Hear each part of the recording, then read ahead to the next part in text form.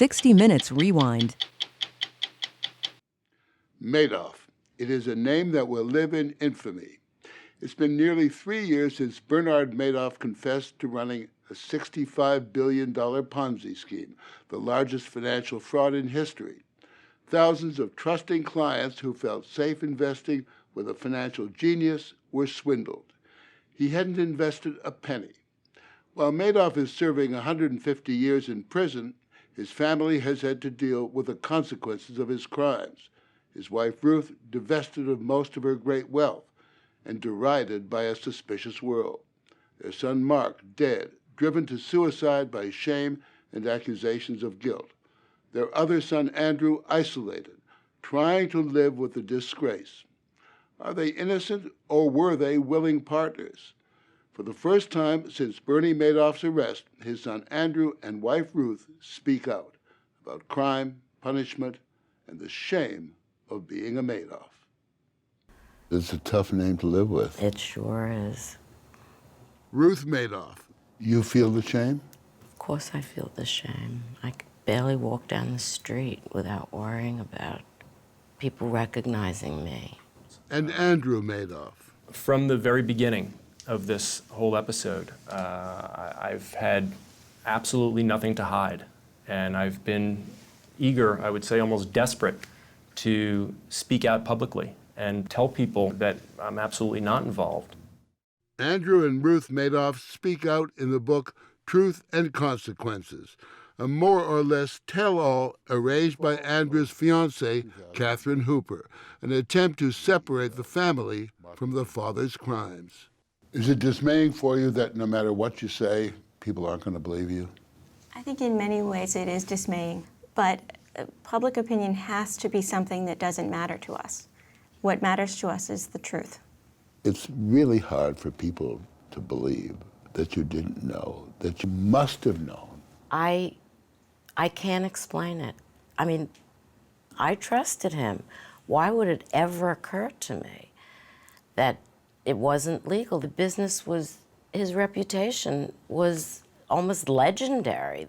Why would I ever think that there was something sinister going on?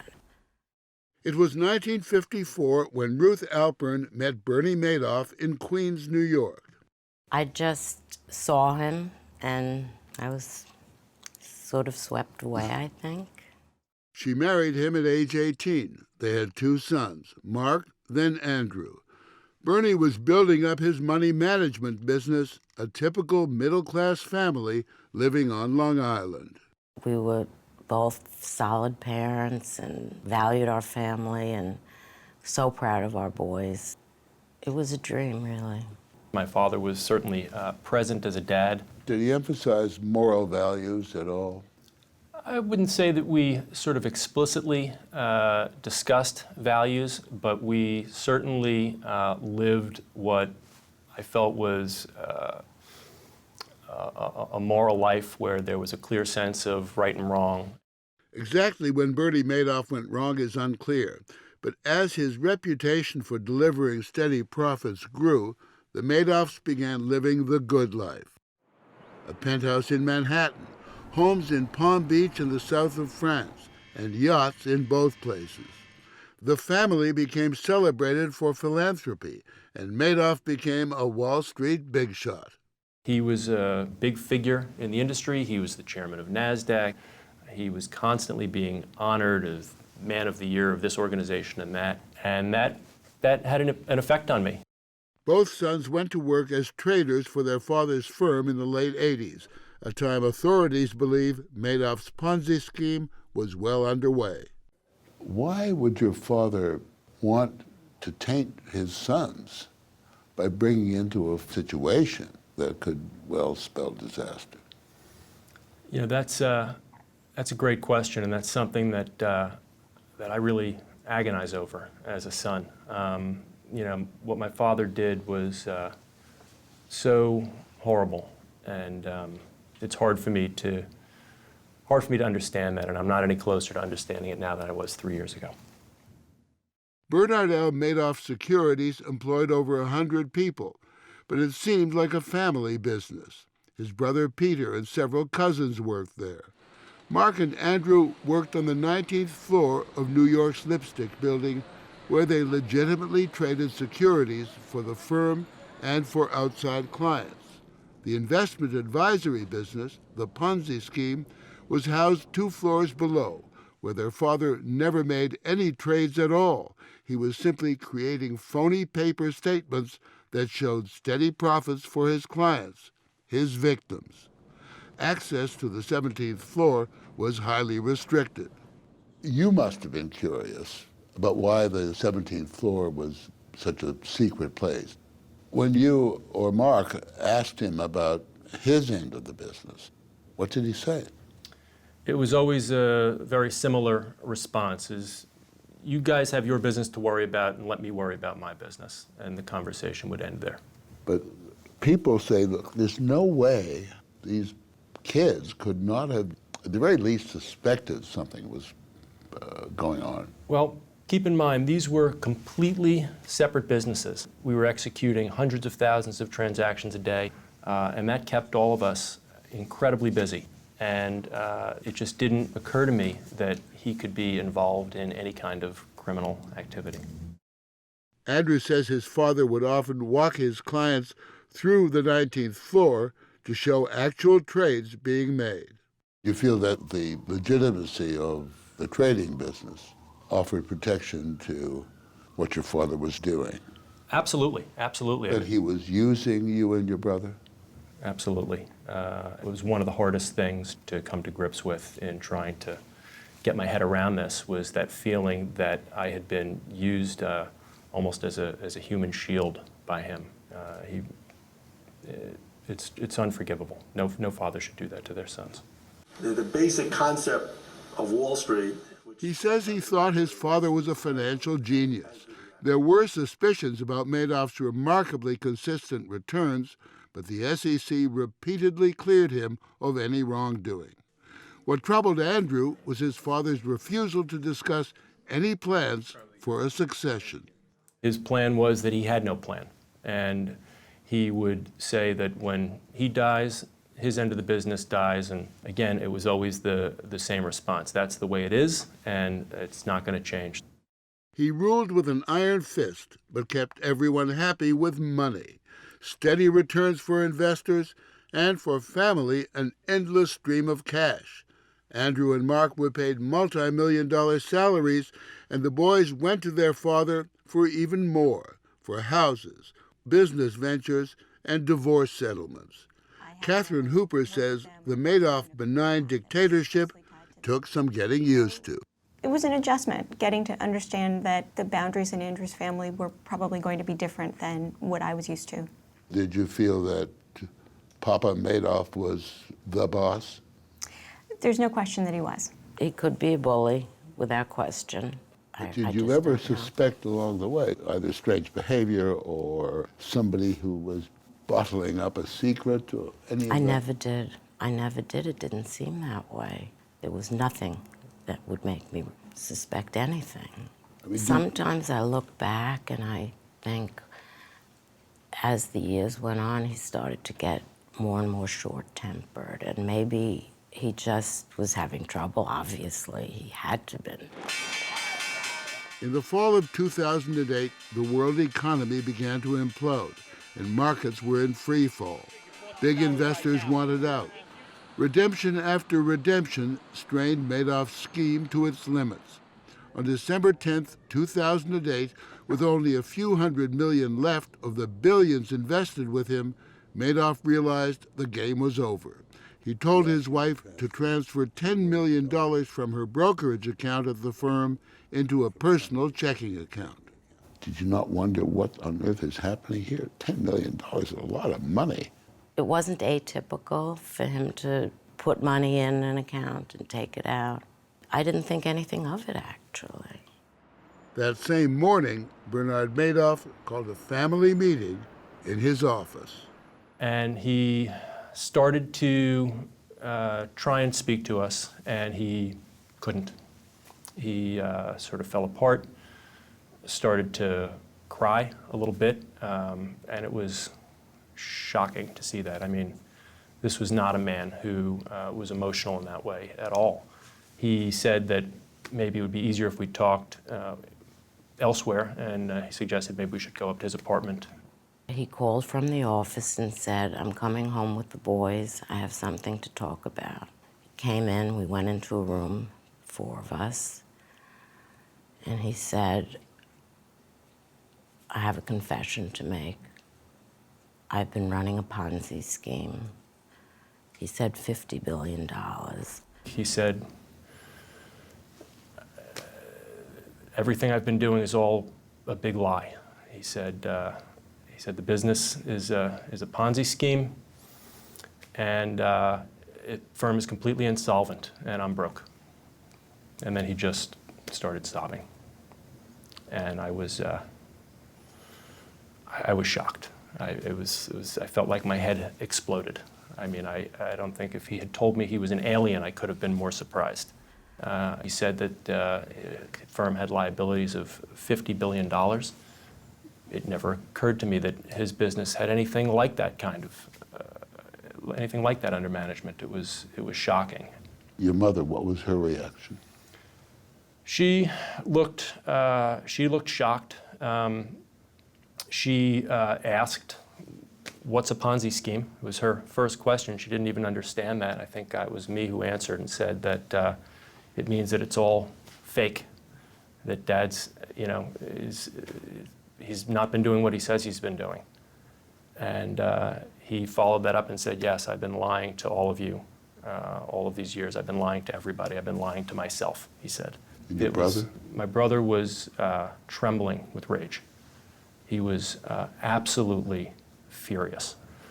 Mark was the first one to stand up and said, I'm out of here. And he stormed out of the room. And I immediately followed him and walked out. There's a lot of people out there who are saying, or will be saying as they watch this is all a charade. This was something that the Madoffs set up to get himself off the hook. I wish it were. I wish it were. I wish none of this was real. I knew absolutely nothing about this before my father shared the information with me, and it was the most shocking and terrible moment of my life. I was as stunned as they. I was kind of paralyzed. Bernie got up and said, I'm going back to the office. Was he emotional in any way? I don't remember that either. He must have been. Apologetic in any way? Probably, yes.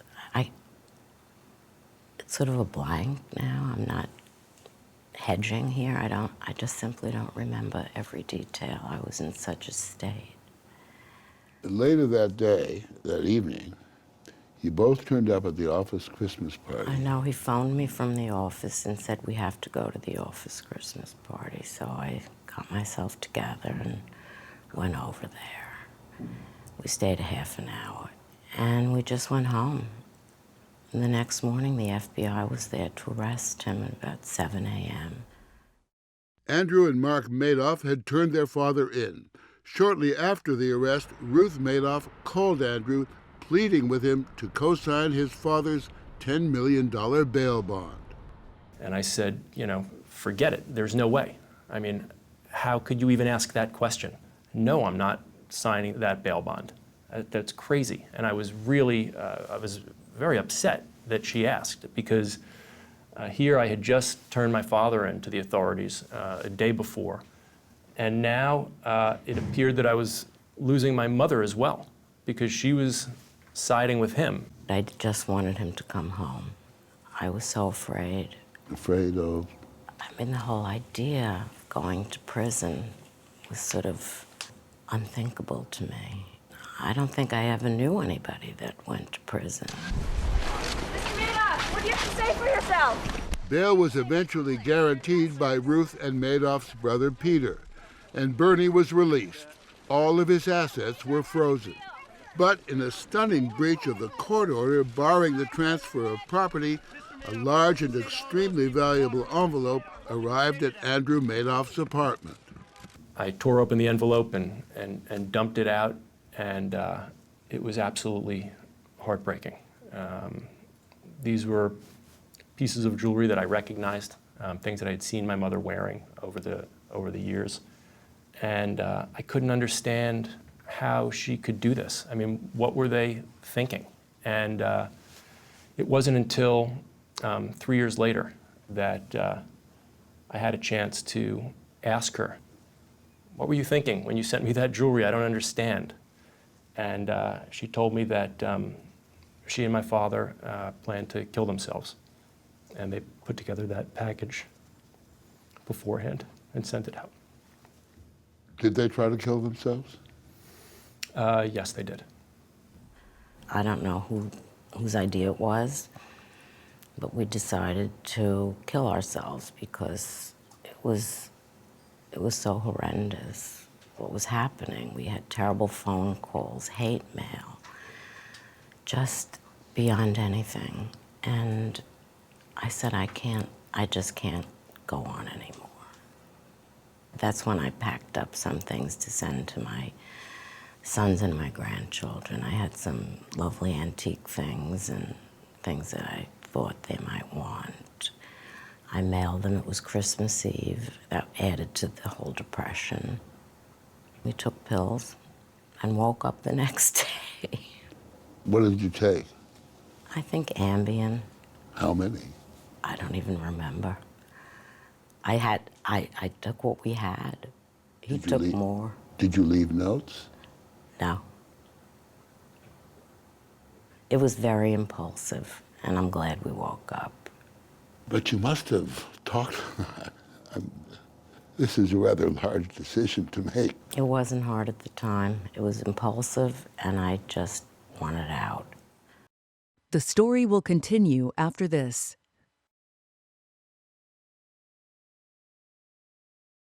The sheer scale of Bernard Madoff's Ponzi scheme shocked the world. Thousands of individuals, charities, and funds that on paper were worth a total of $65 billion were wiped out. What's more, some of his closest friends and family who had trusted him with their life savings faced ruin. 30 seconds, Dave. With Madoff under house arrest, the world staked out his penthouse on 64th Street, obsessed by what might be happening behind the drawn shades. There were lawyers coming for meetings at the apartment. We watched a lot of television, and I cooked. Was there remorse? Was there Yes, there was guilt? remorse. Or was it sort of self-pity? I think in a way he was relieved at the beginning that he was finished. But you must have asked yourself 1,000 times, why? You could have been a perfectly comfortable, even wealthy family. Without question. Without this. I don't understand it. It's hard for me to say this, but I don't think the money was the part of it. I think he got stuck. That's what he said. And he didn't have the courage to face things when they might have been able to be faced on a much smaller scale. Madoff repeatedly told authorities that he had acted alone. Did your wife have anything to do with this, sir? That his family knew nothing. But who would believe Bernie Madoff? I remember at some point we were having breakfast and I said to Andrew, you know, people will think that you were involved. And I think it had dawned on him, but it really hadn't sunk in. And as I said those words, he looked at me and said, do you really think, but that won't last. I mean, it'll become clear very quickly that we weren't involved. Did you have any suspicion at all that your mother might have been involved, complicit in some way? No, absolutely not. I never for a moment felt that my mother was involved in my father's crimes or was aware of it at all. The rest of the world was skeptical, while countless stories predicted the imminent arrest of Mark, Andrew, and their uncle Peter. Do you have anything to say to the investors? Ruth Madoff seemed to get the worst of it. It was said she had an office at the firm, that she had been the bookkeeper. I was the bookkeeper. I was the receptionist. I worked for Bernie. In 1961, when I graduated from college, and I left in 1963 when Mark was born, and then Andy, and I was a stay-at-home mom all those years. And later on, when the boys started to work there, we lived within walking distance, and I had an office there where I took care of decorating things and house things and boat bills and managing those things. But I was never the bookkeeper after 1963. Probably a majority of people can't believe that you can live with someone for 50 years and not know. It's hard for me to believe, too. Had you known, would you have turned him in? I'm glad I didn't. It would have been tough, but I would have left. Whether I turned him in or not, I don't know. I'd like to think I would have, but I couldn't say. I'm being completely honest with you, I have to say. She was vilified and shunned, harassed on the subway. The press hounded her with headline after headline. Her fiercest critics were her own sons. From the time of your father's confession, I gather you had a certain degree of estrangement from your mother. How come? Well, she and I barely spoke for 2 years. I struggled tremendously trying to understand her decision to stay by my father's side. I felt so angry with him, so I didn't understand her choice, and I struggled with it, as did Mark. I never thought of leaving. I don't know why I didn't. I just knew this man for so long, whom I loved for so many years.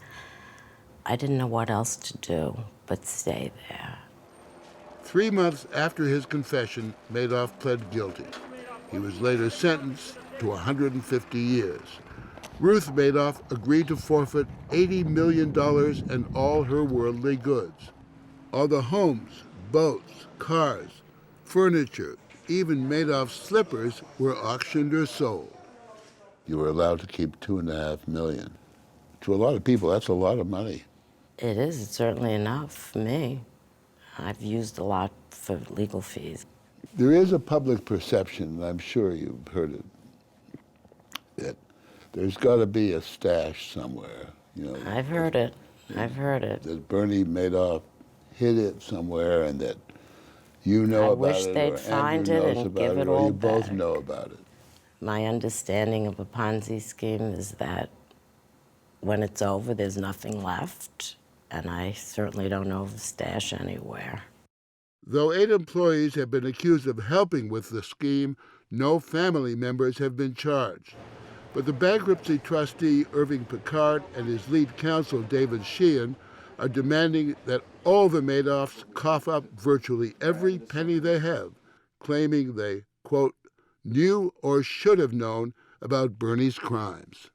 Would you agree with Mr. Sheehan, the lawyer for the trustee, when Sheehan says you should be ashamed that you should give every penny back? Well, obviously I disagree with many of the assertions in the lawsuit that the trustee has filed against me. And I'm hopeful that in time we'll be able to reach a settlement and I'll be able to put this behind me. Picard says the son's trading operation received millions from Bernie's Ponzi scheme. He's suing Andrew Madoff alone for $60 million, virtually every penny he earned, borrowed, or was given to him by his father over a 10-year period. Let me ask a really intrusive question. How much are you worth as we speak? Well, I was fortunate over the years running the business that Mark and I ran that generated many millions of dollars in profits and enabled my brother and I both to live a comfortable lifestyle. You haven't answered the question. I made, in good years, several million dollars. You know, my life at this point is an open book. The details of my financial past have been laid bare completely in the lawsuit against me. I haven't enjoyed it, but that's the reality that I live in. Do you fear ending up broke? I think that it's a very real possibility, but I am prepared to start over again and build myself back up. Have you talked to your dad? I have no comment. I'm sorry, I can't help But for Andrew's brother Mark, the weight of the lawsuits, attacks from the media, and the shame became unbearable. He was absolutely obsessed with the news coverage. He would wake up every morning, immediately comb through the regular newspapers, and that would be followed up by reading blog posts and comments. And I would say, look, you got to shut off your computer. You got to stop subjecting yourself to this, because this is not helpful for you, and it's not helpful for me. And if you keep doing this, it's just going to lead to misery. And it did. On December 11th, 2010, the second anniversary of his father's arrest, Mark Madoff hung himself, while his 2-year-old son slept in the next room. He said in his last email, "No one wants to hear the truth." As soon as we saw the caller ID at that early hour on a Saturday morning, we both knew what had happened. How did you react when you heard that? It was awful. I wish I could say I was shocked, but I wasn't. He had tried to kill himself a little more than a year before, and that was absolutely devastating. And I had tried to talk to him to understand what he was going through. It was very painful for me and very difficult for me, but I was making it through. And to see him struggling and not making it was terrible. We were very close. He was my best friend, and I wanted to help him. The night before he killed himself, there was an awful article in the Wall Street Journal. I mean, I understood I was going through those agonies of shame, and it was terrible to feel that we were always so proud of who we were and Bernie's success in the industry. It was so difficult. She blames herself for Mark's suicide. He'd wanted her to cut off all contact with her husband. I just wish, until my dying day, that I had done what he wanted. I don't know if it would have made a difference or not, but if I could change things, at least if I had tried, I would have felt a little better. I don't know if it would have mattered. It's the most awful thing that can happen to anybody. Suicide of a child. After her son's death, Ruth Madoff told her husband she was finished with him. No visits, no phone calls. That decision led to a reconciliation of sorts with Andrew. That's partly why I'm sitting right here. He and Catherine wanted to write this book. They thought it would be good if I was a part of it, and I agreed because I wanted to reconcile. Neither Ruth nor Andrew will benefit from sales of the book. Catherine Hooper will. You live just over there. You miss the apartment? Not really. She lives a simpler life now in a 3-room apartment in South Florida. But she remains Ruth Madoff, lawful wife of the greatest financial criminal in history. Why haven't you filed for a divorce from this man? I don't know. It doesn't matter to me. He's going to die in prison. I certainly don't want to find another man these days. He'll probably see this interview. Are you concerned about it? I was thinking about that. No, I'm not concerned. He should hear it. Believe her or not, the thousands of victims may have little sympathy for Andrew and Ruth, but it can't be denied that they too are victims of Bernie Madoff. That's Mark and Andrew. Mm-hmm. In happier times. They lost a son and brother and will forever carry the shame of the Madoff name. What he did to me, to my brother, and to my family is unforgivable. What he did to thousands of other people, destroyed their lives. I'll never understand it, and I'll never forgive him for it, and I'll never speak to him again.